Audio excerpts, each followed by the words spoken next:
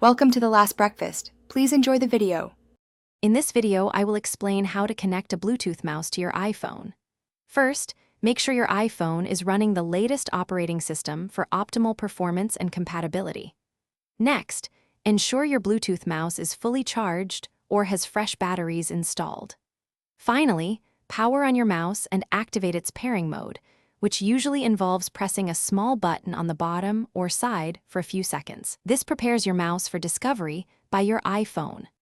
Now let's prepare your iPhone. Open the Settings application, which looks like a gear icon. Scroll down and tap on Accessibility, designed to enhance user experience. Within Accessibility, find and select Touch, then tap on Assistive Touch. You'll need to toggle Assistive Touch on to enable mouse support. This feature allows external pointing devices to interact with your iPhone's interface, providing a desktop-like experience for navigation. With Assistive Touch enabled, tap on devices within the Assistive Touch menu. Then, select Bluetooth devices. Your iPhone will now begin searching for nearby Bluetooth accessories in pairing mode. Look for your mouse's name in the list that appears. Once you see it, tap on its name to initiate the pairing process. You might see a pop-up asking to confirm the pairing.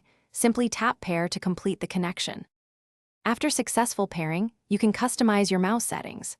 Go back to the Assistive Touch menu and explore options like tracking speed to adjust cursor movement. You can also customize button functions for your mouse, assigning specific actions to clicks. Now, you can use your Bluetooth mouse to navigate your iPhone's interface, tap on apps, and scroll through content with greater precision. This offers a more comfortable and efficient way to interact with your device. Thanks for watching. If this was helpful, leave a like and consider subscribing. See you next time.